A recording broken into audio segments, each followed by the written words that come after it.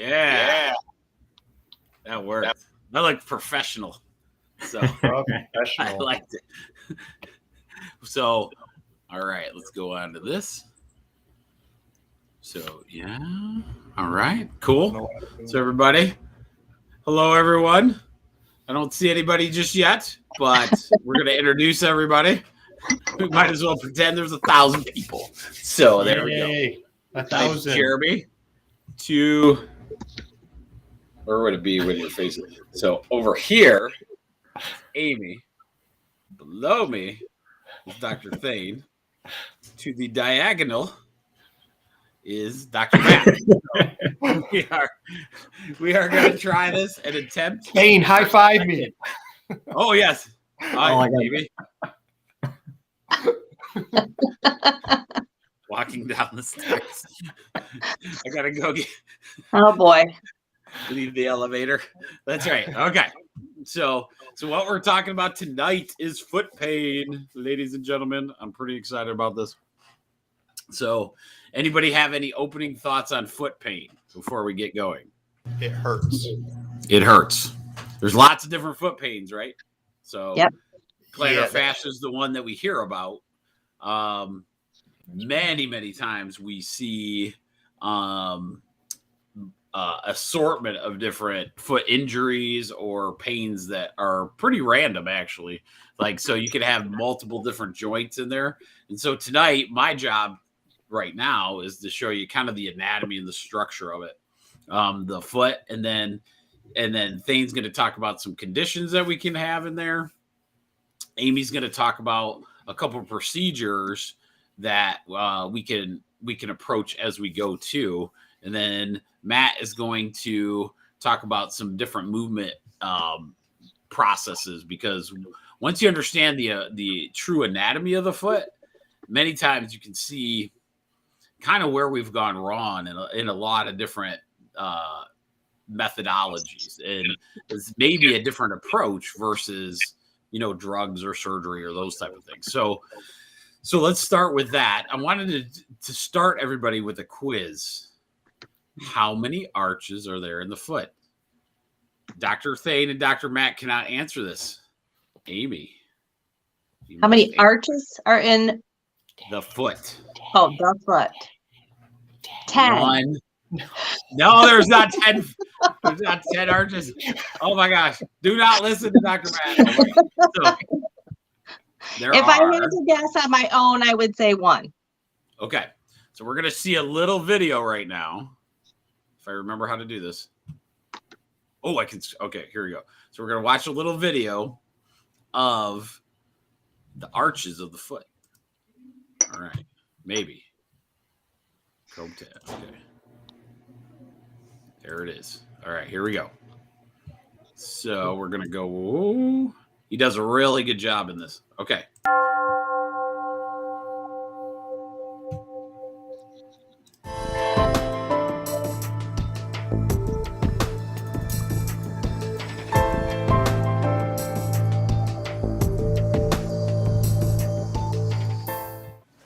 Now we'll discuss the arches of the foot. There are 3 arches in the foot: the medial, lateral, and transverse arch. Now these arches act to absorb shock, and they help adapt foot shape as you walk. Now the 3 arches rest on 3 main points, and we've marked them out here in red tape. The first being the posterior inferior tuberosity of the calcaneus, which is here, takes the majority of the force as you walk. Second point being the head of the first metatarsal, and the third one is the head of the 5th metatarsal. And as you can see, we have the medial arch, the transverse, and the lateral arch of the foot. Now we'll discuss the medial arch of the foot. The medial arch is formed by 5 bones: the calcaneus, the talus, navicular, medial cuneiform, and first metatarsal. There are also 4 ligaments in the medial arch. We have the talocalcaneal ligament here, the calcaneonavicular ligament. Then we also have small ligaments that join the cuneiform to the navicular and the cuneiform to the metatarsal. There are also 4 muscles in this area. We have the abductor, the abductor hallucis on the inside of the arch. We have the tibialis posterior, whose tendon wraps behind the medial malleolus and inserts into the foot. We have the peroneus longus, which is coming from the opposite side, from the lateral side, and it crosses over towards the medial. And we also have the flexor hallucis longus, which is the flexor of the big toe. The medial arch is shaped as a triangle. Now this would be similar to an architectural truss. With weight bearing, this would cause compression from the top of the truss downwards, and this stretches the bottom of the foot, so it's creating a stretching stress on the bottom of the truss. Now, because of the elasticity of the medial arch, a heavy weight can be supported within the foot. Now, the flexor hallucis longus has three important functions with regard to the medial arch. Firstly, it supports the calcaneus as its tendon passes underneath the sustentaculum tali here. It also supports the talus by passing along the posterior groove of the talus. And in effect, it stretches the medial arch like the string of a boat. Now, let's discuss the lateral arch of the foot. As you can see, it is not as high as the medial arch, and not as obvious as the medial arch because the space under the arch, as you can see here, is filled with muscle groups. Now, it is formed by three bones, the calcaneus, the cuboid, and the metatarsal, the fifth metatarsal. There are also three ligaments. We have short plantar and long plantar ligaments, and the plantar aponeurosis, which is in this area. There are also two muscles that help form the arch. We have the peroneus brevis and longus muscles that come down and wrap around the foot laterally and into the arch. Now, what's quite interesting is we should note that the peroneus longus supports the calcaneus as it passes under the peroneal tubercle, which is in this area here of the calcaneus, and supports the cuboid. So the tendon would come down and wrap around and actually lie under here, supporting the cuboid. Next, we'll discuss the transverse arch of the foot. For visual purposes, we've chosen to represent the arch here with these red straps. And that's showing you what type of support the arch provides for the foot. Now, the arch is most visible around the middle metatarsals in this area here. It is higher on the medial side than it is on the lateral. And the support for this arch comes primarily from the adductor hallucis muscle on the medial side, the peroneus longus muscle coming in from the lateral side. We have the tibialis posterior muscle also from the medial side, and in between the metatarsals here we have the interosseous muscles.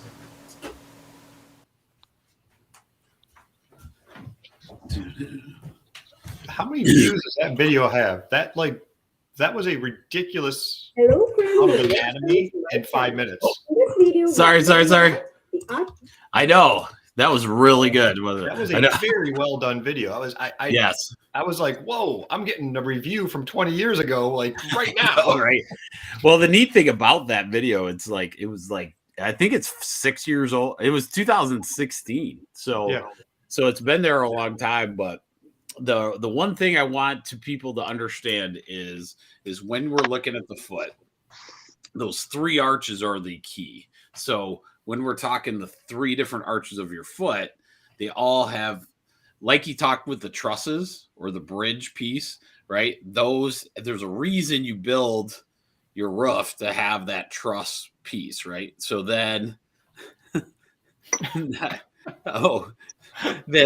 yeah, so there's a reason you have a truss that would come like this, and you'd have the pressure inside there, creating that triangle. But there's three arches there. And so because you have that kind of force that would come down on a foot, you have those working in concert. One of the biggest things that, and we talked about this with the carpal tunnel one, if you guys want to go back and watch that one when we did carpal tunnel, the one thing that you got to remember is if we're built with a bunch of different bones, with a bunch of different ligaments, what does that mean? And that means lots of movement. lots of movement that you have to have. If we didn't need a lot of movement in there, you would have a solid bone. Instead, you have multiple different little ligaments. Let me get you that real quick. I got a little video here, or not a video, but let me show you this one instead. Okay, so these little ligaments are there for a reason, because there's movement within those bones, right? So they talked about the medial arch here and the lateral arch. The lateral arch isn't that big a change, right? But it doesn't look like there's a lot of arch there, but it's super, super important in helping the medial arch. And the one, I don't have a picture of it, but the transverse arch is like, you know how you should have like an arch between your toes, basically. So that arch in between there is like a cushion, is where we're at with all those different arches in there. So as you're looking at that, sorry, we'll hide that. But those little ligaments mean a lot for movement. And so one of the things that we could always look for when we start adding to it, don't worry, Jill, we're on right now. We just started. Just that little video. So as those arches take the weight of the rest of your body, Matt might know this because you got the super nerd. So actually, because you keep saying, I just didn't want to jump in between, but you keep doing a great job of saying, take the weight of your rest of your body. And this is, I don't know, maybe a half dozen times a week I say this fact, and it's from Weinert's Biomechanics. But every time we step, 3 times our body weight impacts into our foot, ankle, knee, hip, and back. And so if we all just weighed 100 pounds, making it real easy on ourselves, that's 300 pounds of impact every single step. And if we get our 10,000 steps a day, that's 3 million pounds of impact. That is a ridiculous amount. And so having those 3 different arches that support one another, having those 28 bones in the foot, having the 30 joints in the foot, create all that flexibility. There's not over 100. There's about 100 muscles, tendons, ligaments that are all involved with the foot. And all of that is because of all that impact just from walking. Yeah, the key understanding is that it's not just bones, right? And we're gonna go. The reason I'm pushing this pretty hard is you'll see in a minute. There's a couple things in that video which I don't expect you guys to remember any of that, so don't worry, Tracy. Don't worry about it. It was just a good way to kind of break it down in the ligaments and muscles and all those kind of things. But the idea is what's there other than bone, ligament, and there was muscle, right? There was muscles that created part of your foot. Okay. When you have those things, those are things that in our medical world right now, what happens when you cast a broken arm? What happens to the muscle underneath the cast of the broken arm? Anybody got something? In the chat, let me know. What happens to the muscle after you cast the broken arm? Boop. It looks like my bicep compared to Thane's. Yeah. Thane's bicep is much bigger. Yes. Therefore, so underneath the cast, the muscle will go down. It will weaken. Right. So when Good job, Sarah Grant. Yes, thank you for that. So it'll weaken underneath. So what is our approach right now to foot injuries? Is somebody, yeah. So let me know. What's our number one go-to? Like that everybody does it. Limit movement. We put an orthotic in it. Yeah. And we support the arches, right? So when we support the arches, what's a big problem that probably could happen? Remember broken arm, right? So we have a broken arm. Well, pills, yeah, that can be a thing. But when we start weakening those muscles that go into that foot, many times you're not going to have that support because it's not just bone. It's ligament, it's nerves, it's muscle, it's all those different things. And so those are when we start getting conditions. You're on your feet too much. You're so supported that your feet have that the muscle is there to support where you're not, like you have enough strength to push on to the next foot movement. So are you lagging? I'm sorry. Yeah. So a lot of times the foot when weak possibly, or that lets us be prone to different injuries of the foot. So that's Yeah. one thing we want to talk about as we go. Based Hey, you got on anything a to add couple of in there? things, right? Even with Jeremy, what you were saying with the trusses in the base, right? So there's the 3 arches, and then in the anatomy picture, we had a little bit of that plantar fascia, which also helps support that arch, which attaches on the back of the heel and it goes up to the front parts of your toes. That is probably one of the biggest things that we treat even at the office is plantar fasciitis. And going off of what Matt says, all of that pressures with every step. It's more prone to happen in people that are runners. They're on their feet all day. And it's that repetitive stress. The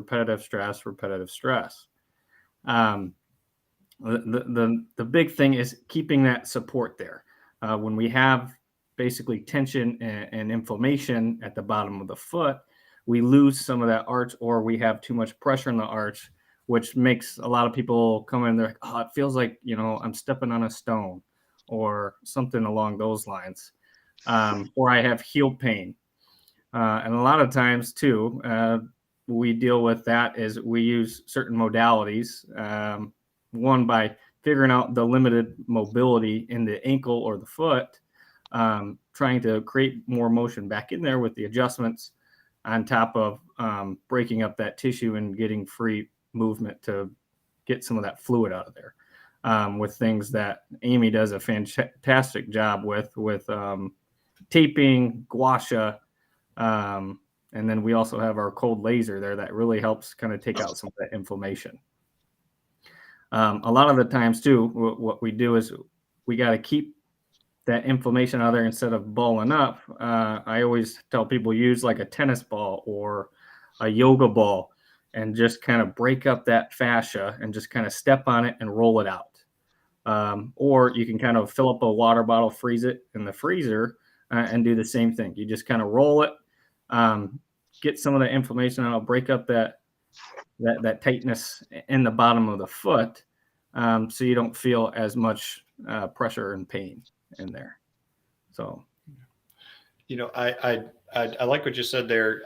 One of the things I like to add when it comes to like plantar fascia is because the calf is going and attaching under the heel of the foot.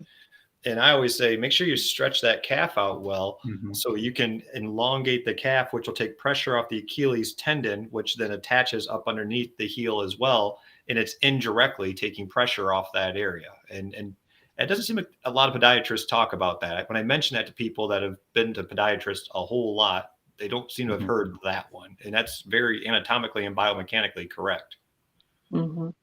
Absolutely. Well, and that's a big thing is, a lot of similar symptoms, even with Achilles tendonitis, could be coming from, the same thing with the pressure on the foot. So the heel is that main spot of the attachment site for both of them. So you're absolutely correct on that with the tight calves. So, Yep. Yeah. I always, something I like to point out to people too is about ankle sprains. And I call it a chiropractic party trick. If we get people laying face down on the table, we'll see often one ankle turning in compared to the other, right? And what that is I love this analogy. And I don't know where I stole it from, but I stole it from somebody. It wasn't me who made this up. But a ligament's like silly putty. You stretch it a little, it snaps back. You stretch it too far, it snaps in half. You stretch it in between, it stays elongated. And that's what a sprained ankle is. And that's why you'll see an ankle turning in on a table like this, is because it shows it's a chronically unstable ankle. And we can talk more in a bit, and Amy's going to talk about this too, how to stabilize that.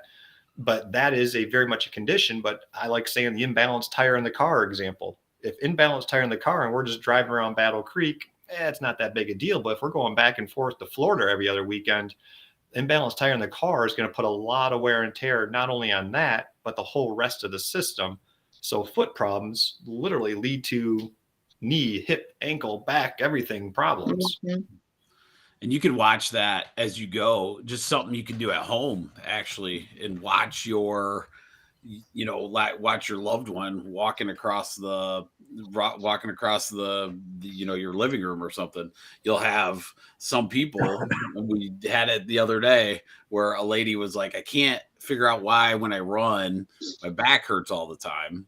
Well, she had broken her foot years ago when she was a child. And so when she started running again, and then so she walked across and she had one arch that was completely flat, one that was arched up. So we started working with that foot and then talking about some of the things we talk about where we have to strengthen that arch that kind of has flattened on her. And then she's noticing a big difference that way. So I always, and yes, the Achilles heel is related to all of this. So that's what we're talking. And Tracy, you bring that up. The Achilles heel is the problem. It's part of the bigger this thing where we point to many times on the foot doesn't necessarily lead to exactly where some people have it in different places. You could have the same issues, right? So you could have the weak feet, the joints not working properly, those kind of things. But so some of the easy stuff you can do at home just to see, check your kids' arches. Like if you're worried about it, you can see, all right, well, let's see if almost everybody will have a difference in between the two arches, right? So of some degree. But if you notice something pretty significant, it's something to, make sure you can get on prior to that kind of thing. Well, and if you're checking arches, it's essential to check it while they're standing. Yes. Because the arch kind of springs up with no pressure to it. But when you stand is when you're engaging that truss example they were given. Yeah. And so you want to check it when you're standing. And at least, correct me if I'm wrong, the rule that I remember is when someone's standing, you should be able to kind of get 2 fingers into the medial arch like this. Yep. Ideally, that's not, super scientific, but right. Ideally, if you can get 2 fingers kind of sliding between the floor and the foot, you're doing all right. Obviously, it's okay if you touch the foot when you do that. But that's going to tell you got a halfway decent arch. Exactly. And that's the nice thing about chiropractic is because we are addressing the different joints in there to make sure they're all working properly. And so once those joints are working properly and kind of evaluating the muscle as we go, once we figure out kind of the why, is it the tight muscle? Is it the weak? Is it the arch being too weak to hold up? Or is it something else? And that's what I kind of want to hit up Amy on this part. So we'll do this process where we actually adjust the feet. I may show this first. Let's do that. I'll show Dr. Malley adjusting a foot just to show people what that's about. And then we'll go into like what Amy can do if I can do this correctly without screwing it up. So I apologize up front if this messes up. Okay.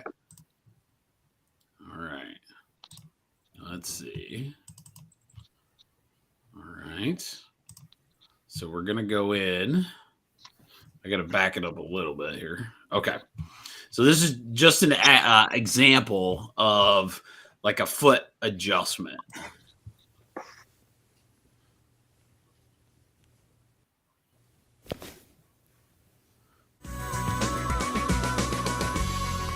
And so he's going to go into a little The talus, when it subluxes in a posterior and lateral direction. This will widen the ankle mortise, lending credence to a possible developing shin splints or periostitis and the possibility of a compartment syndrome. The correction for the talus is placing the inside hand open around the calcaneus with the metacarpal number 3 placed anterior to medial malleolus. The open hand will then cup across that finger. The outside hand will drop as it. All right. So I think you guys get the idea. We're moving the bone into an area where we're trying to get that mechanical alignment right so that those ligaments and muscles can heal in the correct manner. And that's where the neat part of, you know, the chiropractic stuff is we've come a long way. Not only do we adjust the foot and the multiple bones that are in there, but we also have some other therapies that we hit up, which is Amy's department. Mm-hmm. The So most painful. I'm just kidding. Depends on who you are. It's not always Yeah. painful. One of my favorite therapies is called Gua Sha. It's an ancient Chinese technique. A lot of people refer to it as scraping, but I don't like to use that word because that makes it sound awful. It's meant to address stagnant energy, help with chronic pain, increase circulation, decrease inflammation. So I use my Chinese soup spoon and use the edge and go back and forth over. Typically, I start wherever the person is complaining about pain. A lot of times it is the heel, but sometimes it's the arch. And the heel isn't always on the bottom. It's different for everybody. Depends. I have an ice hockey player that has it in a different spot than my factory worker that stands on her feet all day. Different than my guy that washes windows and is up and down a ladder and uses his calves all day. So it's very different for everybody. So I start wherever they're complaining about the pain and just move around until I find the spots. But typically I move around the whole heel, back and forth. You don't have to use a lot of pressure necessarily, but that helps to smooth out the fascia and increase circulation. Whatever we can do to get more blood flow to an area will help it heal quicker. And a lot of times I will use Kinesio tape after to tape different variations depending on what the person has going on. That will just continue to improve the healing process by helping to reduce the inflammation, and it offers a little bit of support too. And then our cold laser therapy is awesome because that gets down deep, really good for chronic inflammation, and pretty much does the same thing, helps to reduce inflammation and promote healing. Dr. Thane and I were just talking today about sprained ankles and being able to gua sha that. There's a lot of different things you can do for that, but doing light gua sha is definitely helpful. And they were talking earlier about stretching your calves and using a frozen water bottle. I always recommend those things because you have to do multiple things, I guess, to heal plantar fasciitis. It's not something that's going to go away overnight. So I always recommend like Gua Sha once a week, 3 or 4 times in a row, and then kind of reevaluate and see where you're at. But you have to be consistent in your treatment because it's not just a pill or a shot that, you know, it's not a Band-Aid. It's we're healing, and that takes time when you do it the natural way. That's a good point. So as you go in our chiropractic approach, a lot of times we'll look at alignment, healing, and also strengthen, right? So that's where all those 3 pieces, when they come together and you can figure out the right combination of those for that person and the why, right? And where, and those kind of things like Amy was talking about. Fascia is basically similar to what you'd think of as a ligament, right? So it's like ligament plus a little bit of muscle in there. So there could be a lot of those things. And when we think of that, when we're talking where she's the Gua Sha, it's attacking the scar tissue that may have formed over time. So you add those things where you have the perfect, chiropractic is about aligning everything so it's working as best it can as far as mechanics go. Gua Sha brings to the table the healing aspect with the cold laser, and, you know, possibly the Kinesio tape helps the guidance of that alignment again. Hi, Sadie. And you have, and then, you know, at the very end, you have some strengthening ideas where now we're going to go into Dr. Matt talking about that part. So tell us about your strengthening, because this is his near and dear to his heart. Pretty good. Yeah, and this is something I have foot fetishes here. This is my foot fetish. Yes, you are correct. So it's kind of a combination of all these things, is because, you know, we got 28 bones in the feet that make 30 joints. and we have 100 muscle, tendon, ligament attachments that are going on in there too. That is just a ridiculous amount, and the 3 arches, right? Right. That's a ridiculous amount of information going on, and just so much happening in there. And we have what's called the gait cycle, GAIT, and the gait cycle is 7 different phases as we just make one step. And so there's just so much complication. Every portion of that gait cycle, different things are moving, shifting, turning, and doing all these different things. And if you have one of those bones, one of those joints that's just jammed up in some way, shape, or form, it throws off the whole kinetic chain of all 28 bones, all 30 joints of all those muscles, tendons, ligaments. And so as Jeremy was already kind of alluding to, is we have a attitude of, and please know, I'm not saying I'm smarter than every podiatrist ever born, but we have an attitude of, well, if your foot hurts, let's keep putting stiffer and stiffer and stiffer and stiffer and stiffer and stiffer things around it. And the old adage that we all know is if you don't use it, you lose it. Yeah. And so that we keep stiffening up the foot. Well, these things that weren't moving well are now moving worse. And then we talked about things will get weaker, as we talked about as well with the casting thing. And so my attitude, my heart, my focus, and this is, I don't know, like 15 years ago, I really got focused on this, is maybe a decade ago, I don't know.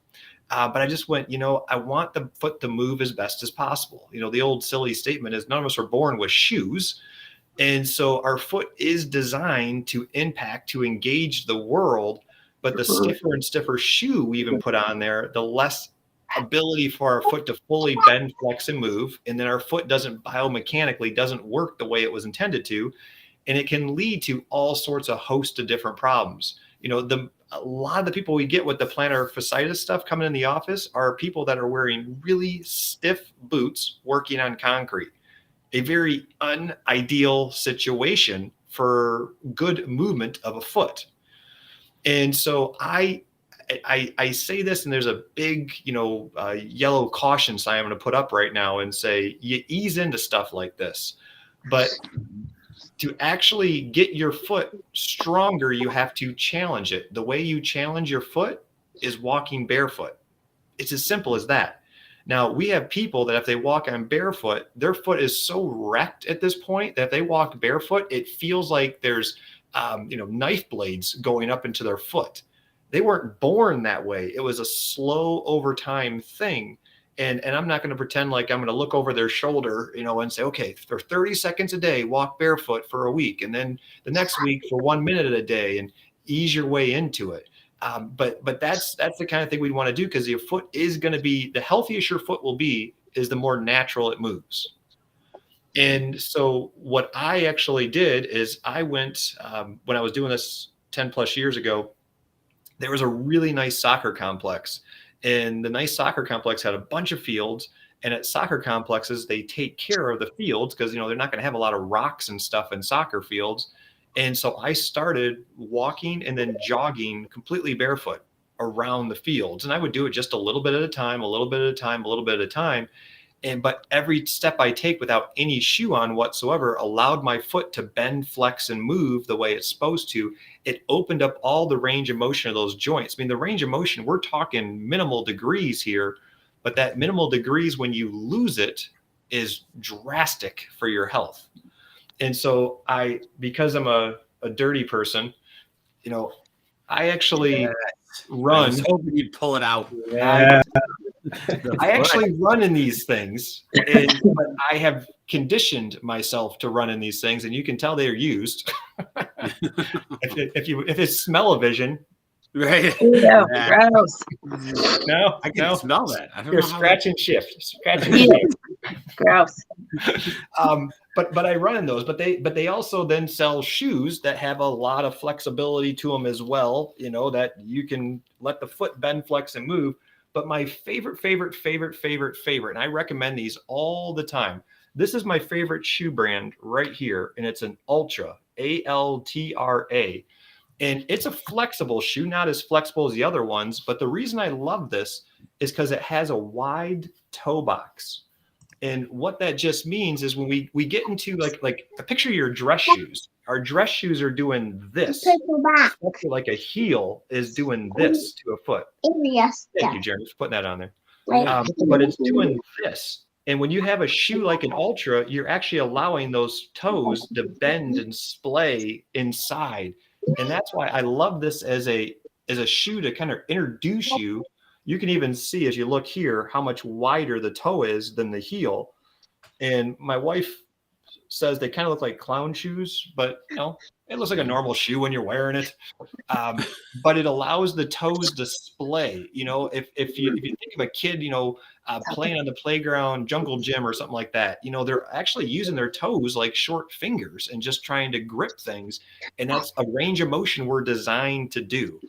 And so that's just kind of my heart is really let that foot move as best as possible. Now, if you got severe foot problems, walk around barefoot, like I said, please no, I'm not a dummy. I know that hurts like the dickens. But if you are someone who's saying, I want to have the best health I can, what you're just going to do is try to get that foot in the most range of motion possible. And God bless better weather, walk around outside in grass barefoot and just do it for 5 minutes. Mm-hmm. You'd be amazed how much better you feel. There's a whole earthing thing going on there too, but how much better you feel with just allowing your foot to move the way it's naturally designed to do. You can go to the beach too. too. Be like me and not want to wear shoes because it just feels so much better to have that freedom of movement. So that's my biggest caveat I wanted to add. Yeah, you hit on a couple points that I never thought about until you said that. But think about wearing gloves, like a big, heavy glove on your hand while you're eating. Okay. So imagine the biggest, thickest winter glove that you would put on. And what would that limit? Think about if you kept wearing the gloves at all times, the big, heavy, thick ones for snow, right? Well, and think of a big, heavy mitten, right? So you can't even move those. You don't have the dexterity of all these fingers. Yeah. So you have this as your, like what you do on a daily basis. And so what we've done in a sense is said, okay, we're going to put a big heavy glove on our feet where there's so much neurology going on in there as well that you lose touch of the little tiny neurological sensors that are going on in there that we have in our hands. Because if you wore those gloves on a regular basis, like 12 hours a day, you would start losing that sense of where your hands would be, right? And so a lot of us would get super sensitive to not being able to grip and do those kind of things that we normally do with our hands. But now think about your feet doing that exact same thing. So you lose kind of the neurology too, because we've supported so much. And like all of us know in our business, if you don't use it, you lose it, right? So if you have neurology down there, that these little babies, Sadie walks around the house barefoot like it's nothing, will be outside in the winter like it's nothing. Like, why is that so different until we start placing that shoe on their body the entire time? Yeah. And a lot of times we don't go out in the yard. Well, and if you watch, let's say Sadie running up and down the gravel of the of her driveway, let's say, it won't even bug her. You know, like us adults are walking around like we're going to die. It's terrible. But a little kid that doesn't know any different is using that neurology and moving their foot like entirely through that. And you're like, how are they walking like that? Like, it's amazing. And I like what you just said, but about the adult and kid thing, because the thought just went through my head is, you know, as people get older, one of the greatest fears is falling. Yeah. And they start to shuffle their gait. They start to do shorter and shorter steps to do that.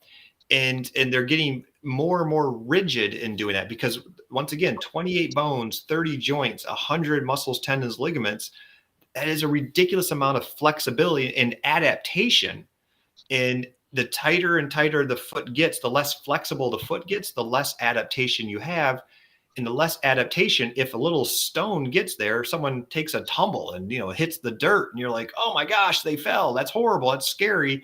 Mm-hmm. But their body's not able to adapt to that environment. I like the gravel example because the gravel is an uneven surface, right? Mm-hmm. And that foot is adapting to that uneven surface. And it's designed to, but if you don't use it, you lose it. And you lose that adaptation ability of your flexibility. Right. Exactly. And that's where, you know, it brings me back to this. One of my patients was a 100-mile marathoner, barefoot guy.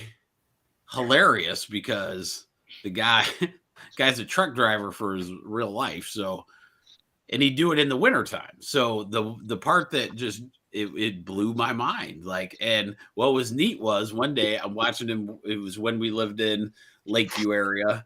And then I was driving down the road in the middle of the winter and the sidewalk was clear, but him and his boy, who was about 7 or 8, are barefoot running up and down the thing in January. So what was so neat is the adaptation that this guy had. And then he would have me check his feet because that's what he did, like when he would do that. And not a lot of problem there. Now, you don't have to go to that extreme. That's where Dr. Matt has these wonderful shoes that you could not go to that level of like. I trained myself for that. I don't recommend anyone. Oh no, he locked up. We're back. We're back. But yeah, slowly playing game like the gardening without shoes on. You will be amazed at just the energy release that way.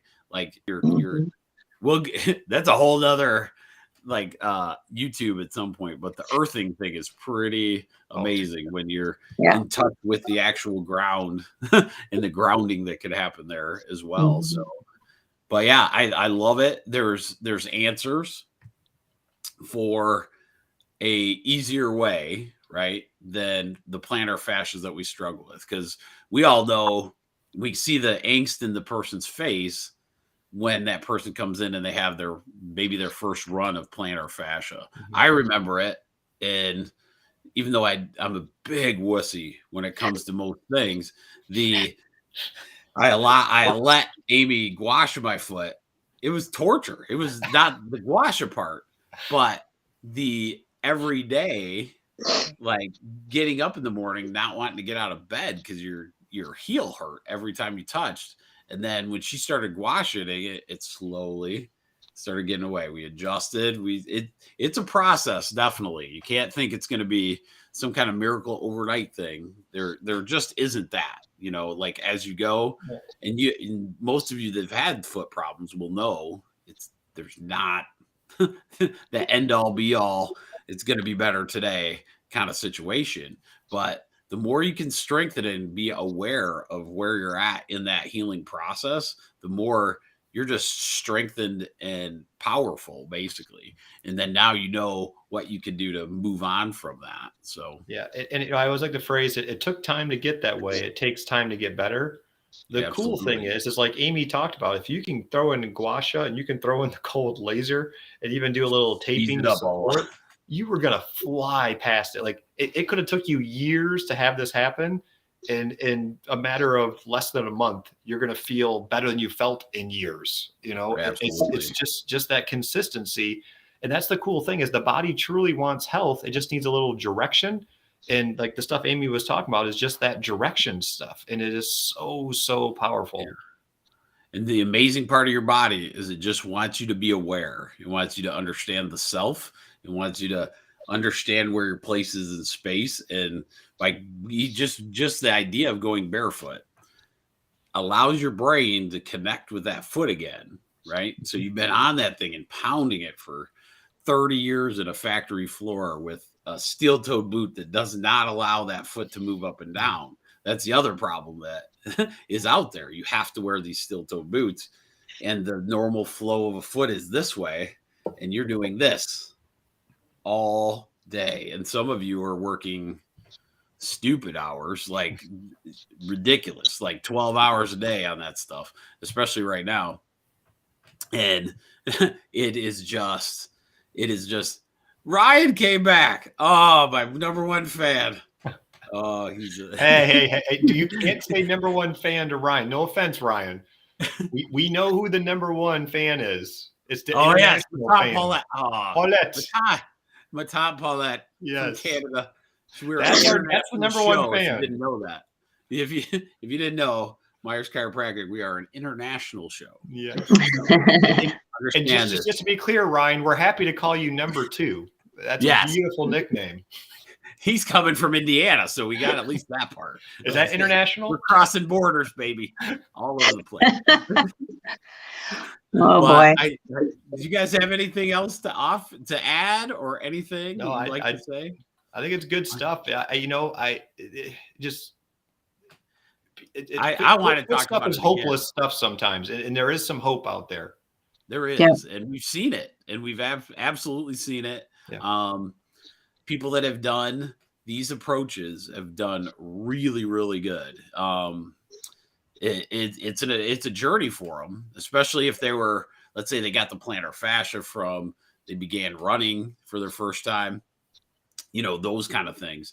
And then it starts up, it kicks up, and then it discourages you from doing the running. But then if you gain that strength of mind and everything, where you go, you know what, now I can do that again, and not give up on that running or, those kind of processes. So that's, I think, our favorite part is you're given this hope that they can strengthen that. So that's all I got.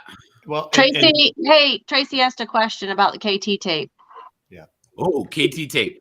What did she say? She wants to know, she says, is KT tape your friend or does it keep your foot from flexing?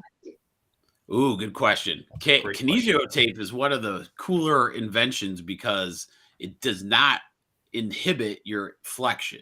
What it does, the idea behind KT Tape, and if you ever feel it on there, if it's done appropriately, the idea behind KT Tape is really to make the arch and the muscle move the correct way. A good example, it's a guide, but it doesn't do what you used to see as like the white athletic tape. That would be a limitation in the motion. But a KT tape, if it's done in a certain direction or in a certain way, let's say my hand is and you do that thing where they call it overpronating. Okay. So let's say we tape it in a such that it tells your brain, hey, I want you to not overpronate, right? Or over arch this way, right? So we do this. Well, neurologically, it's telling you to go in a certain direction. So your brain kind of remembers how that goes. And that's where the value of Kinesio Tape can be really, really good. And you lose zero range of motion with Kinesio Tape. The old standard, just keep wrapping stuff, is definitely losing range of motion. It's trying to make it rigid. And so, so Kinesio Tape we're huge fans of Kinesio Tape. And one of the reasons why is because it allows freedom of movement while you're healing. And a lot of times it's a really good idea to have your doctor, once the evaluation's done, because you don't really know which way your ankle is, let's say, weak, because there's several ways your foot can give you a problem, right? So you can have this way, that way, up, down, all these different things. But that's what your doctor is there to kind of show you this, like the way to tape it. You don't have to have the doctor tape it every time. But what happens is like if they can show you the way to do it, then it makes it a lot easier on you. So some people do it on their own and they don't know why they don't get the result necessarily. But a lot of times it's when you're watching a YouTube, you don't know that's not your foot, right? So you have to, each foot is so unique that I can tell you 100 times over. I'll use Thane for an example. We did just his foot. And he had this one bone in there that would kind of drop on him, right? So it's the middle arch one. Well, some people don't have that one drop, so you don't have to tape that one. But on Thane, we'd have to do a tape job across that to make sure that bone kind of the arch stayed up, right? When he was playing hoops and all those kind of things, we'd adjust him a little different way. But if we were using Kinesio Tape to do it, it would just be different per person. So it's a really good idea to kind of evaluate how your gait is while you're doing that. So, and that's why, that's why there's so many different insoles. And even when you have custom orthotics, like it shows you where you put different pressures on your foot. So your gait's different, your pressures on your feet are different. There's certain ligaments, certain muscles that have more bearingness compared to the others. So that's part of that evaluation of, with the doctor or, whatever you're doing to strengthen is important. Exactly. Yeah, so that's all I got, ladies and gentlemen. Everybody needs to pray for me. I'm going to take 2 girls to a giant mall. So if you see Myers Chiropractic open 7 days a week from now on, you'll know that they took all of my money and they spent it on this giant mall that we're going to. So that'll be super fun. But I appreciate all you guys getting on here tonight. Hopefully we're just going to keep consistently doing it. We're having a fun time, I think. All of us doctors love it. So and even Amy likes it. Even I do. I know. And Sadie does, obviously. Yeah, she does. Always the star of the show. Yeah. So I appreciate all of you guys. And that is it for tonight. And go watch The Curse of Oak Island. It's on the history. Oh gosh. We're in the last piece of the season. I expect Rick and Marty Lagina to be sponsoring our next show. Are they gonna? They will get like 8 people. They will get 8 people, but they're busy right now finding buried treasure. They're at the end of the season. I'm telling you, best show on TV. That's all I got. All right. See you guys later. Bye. Nice. See ya.